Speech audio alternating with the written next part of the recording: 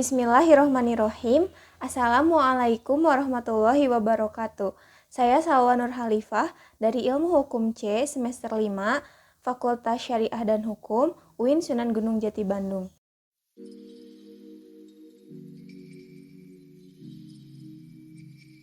Di sini saya akan mempresentasikan mengenai hukum keluarga dan waris BW. Namun yang pertama, saya akan membahas mengenai hukum keluarga menurut BW. Di antaranya menurut Van Apeldoorn, Subakti, dan juga Salim HS.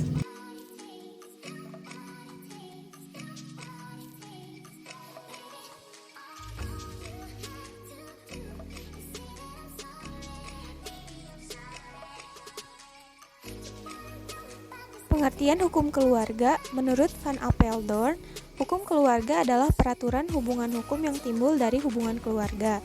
Menurut Subakti, hukum keluarga adalah yang mengatur perihal hubungan-hubungan hukum yang timbul dari hubungan kekeluargaan, yaitu perkawinan beserta hubungan dalam lapangan hukum kekayaan antara suami dan istri, hubungan antara orang tua dan anak, perwalian dan kuratel. Menurut Salim HS, hukum keluarga adalah keseluruhan kaidah-kaidah hukum, tertulis ataupun tidak tertulis, yang mengatur hubungan hukum mengenai perkawinan, perceraian, harta benda dalam perkawinan, kekuasaan orang tua, pengampuan, dan perwalian. Selanjutnya saya juga akan menjelaskan mengenai definisi perkawinan menurut BW atau Burgerlijk Wetboek. Perkawinan menurut BW ialah pertalian yang sah antara seorang lelaki dan seorang perempuan untuk waktu yang lama. Undang-undang memandang perkawinan hanya dari hubungan keperdataan. Jadi, suatu perkawinan yang sah artinya hanyalah perkawinan yang memenuhi syarat-syarat yang ditetapkan dalam KUH Perdata. Dengan demikian bersifat yuridis karena sahnya perkawinan jika syarat-syarat menurut KUH Perdata itu terpenuhi. Selanjutnya saya akan mengemukakan mengenai asas-asas hukum perkawinan menurut BW atau Burgerlijk Wetboek. Selanjutnya ada asas-asas hukum perkawinan menurut BW. Ada asas monogami, asas konsensual, asas tak proporsional, asas persatuan bulat. Selanjutnya ada syarat-syarat perkawinan menurut KUH Perdata atau Burgerlijk Wetboek atau BW. Apa saja itu? Mari kita simak penjelasannya. Kemudian ada syarat perkawinan menurut BW atau KUH Perdata. Ada syarat material mutlak, yaitu monogami, konsensual calon pengantin, terpenuhi batas umur minimal kawin, habis masa iddah, izin dari wali bagi yang belum dewasa. Kemudian ada syarat material relatif, meliputi larangan kawin dengan orang yang sangat dekat dalam kekeluargaan, sedarah karena perkawinan, larangan kawin karena zina, larangan kawin untuk memperbaharui perkawinan setelah adanya perceraian jika belum lewat masa 1 tahun.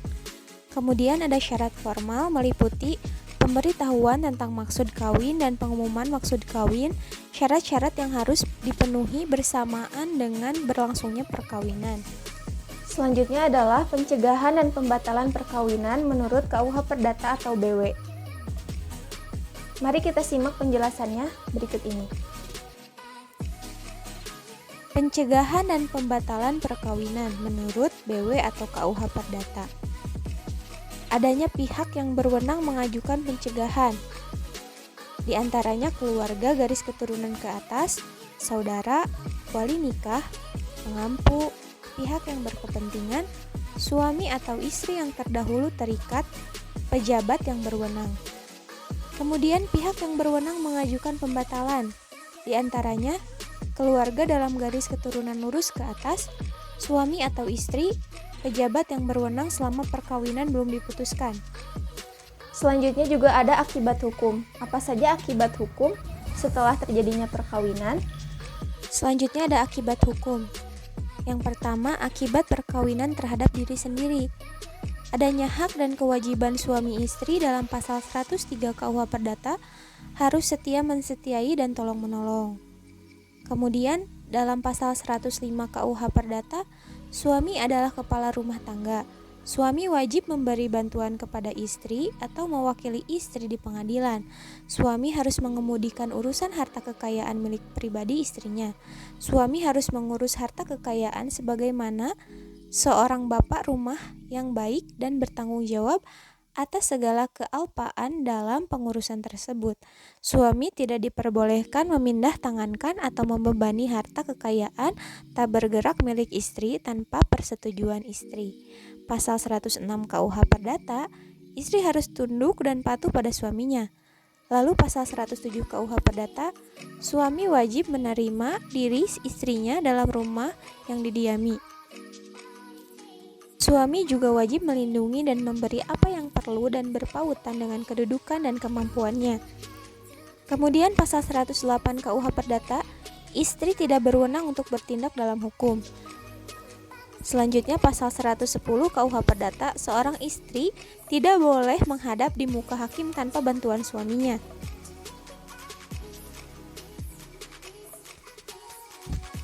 Kemudian akibat perkawinan terhadap harta benda suami istri. Menurut KUH Perdata, harta campuran bulat dalam pasal 119 KUH Perdata, harta benda yang diperoleh sepanjang perkawinan menjadi harta bersama, meliputi seluruh harta perkawinan, yaitu harta yang sudah ada pada waktu perkawinan, harta yang diperoleh sepanjang perkawinan, namun ada pengecualian bahwa harta tersebut bukan harta campuran bulat, yaitu apabila terdapat perjanjian kawin, ada hibah atau warisan yang ditetapkan oleh pewaris. Kemudian akibat perkawinan terhadap anak keturunan. Pasal 250 KUH Per, tiap-tiap anak yang dilahirkan atau ditumbuhkan sepanjang perkawinan memperoleh si suami sebagai bapaknya, atau tentang anak sah.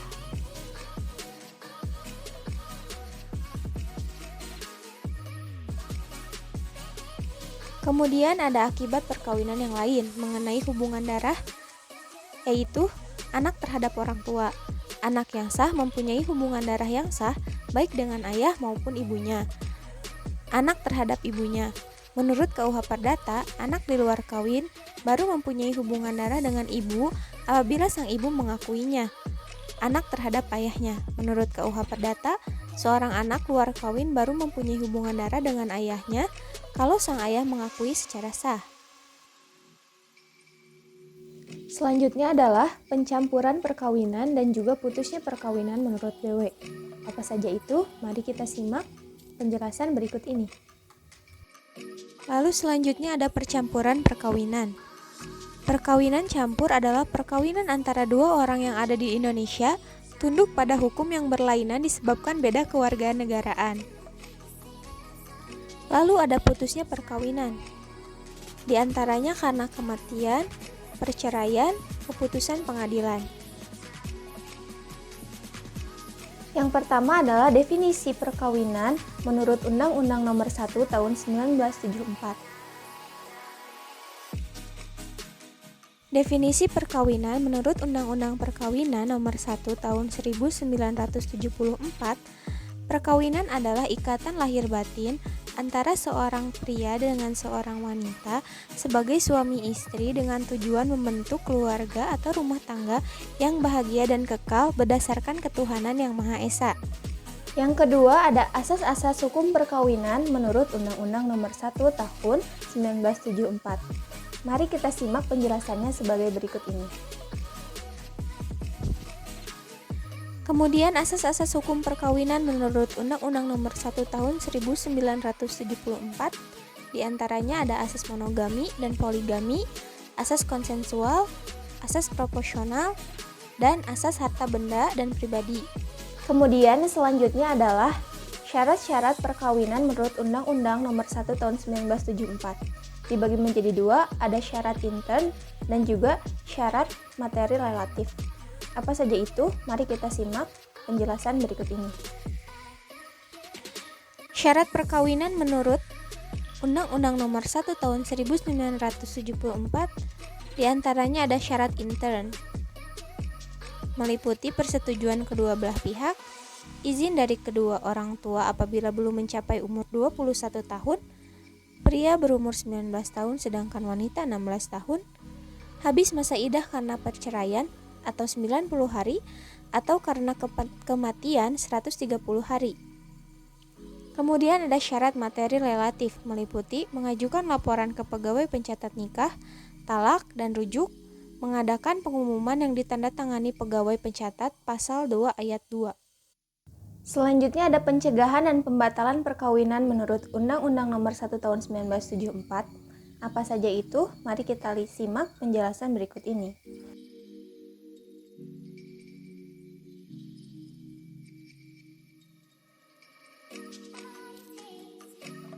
Kemudian selanjutnya saya akan menjelaskan mengenai perkawinan di luar Indonesia menurut Undang-Undang Nomor 1 Tahun 1974.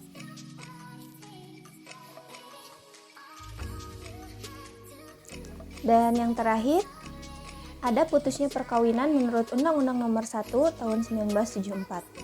Mari kita simak penjelasannya berikut ini.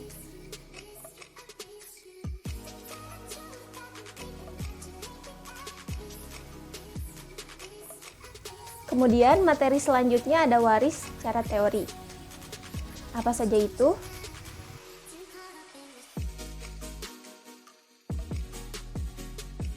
Yang pertama, saya akan menjelaskan mengenai pengertian hukum waris.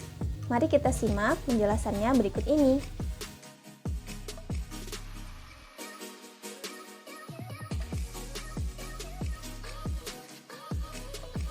Yang selanjutnya saya akan menjelaskan mengenai cara mendapatkan warisan. Caranya terbagi menjadi ke dalam dua cara. Apa saja itu? Mari kita simak penjelasannya sebagai berikut ini.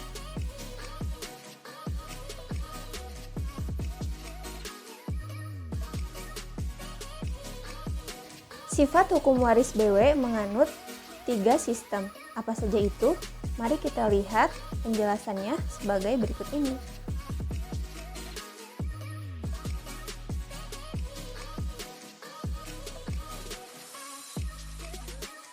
Kemudian saya juga akan menjelaskan mengenai meninggal pada saat yang sama dan juga titel umum pada hukum waris. Apa saja itu?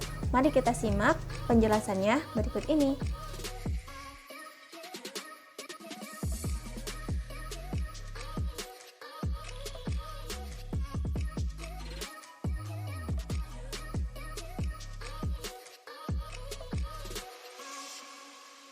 Kemudian saya juga akan menjelaskan mengenai siapa saja yang tidak patut mendapatkan harta warisan. Mari kita simak penjelasannya berikut ini.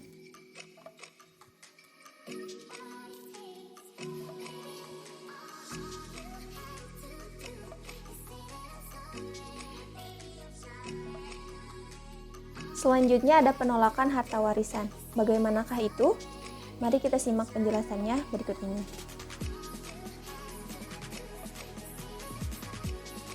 Kemudian di dalam mewaris BW juga terdapat mewaris langsung dan mewaris mengganti. Bagaimana mewaris langsung dan mewaris mengganti? Mari kita simak penjelasannya berikut ini.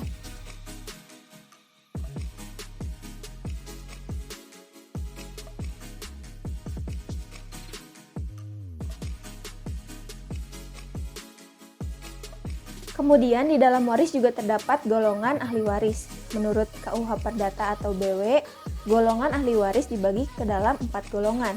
Siapa sajakah yang termasuk ke dalam 4 golongan ahli waris tersebut? Mari kita simak penjelasannya berikut ini.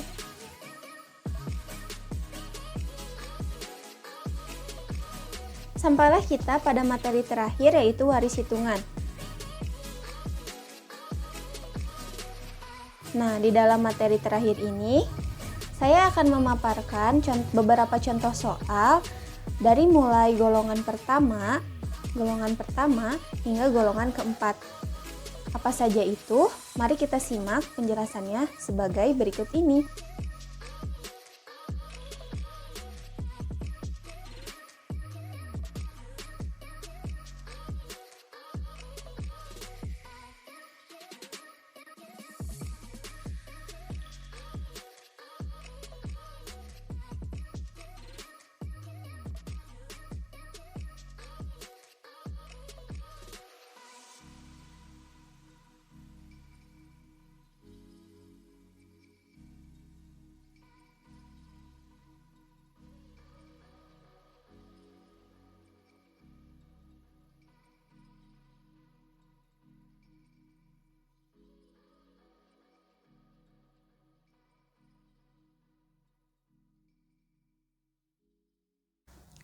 Alhamdulillahirabbil alamin.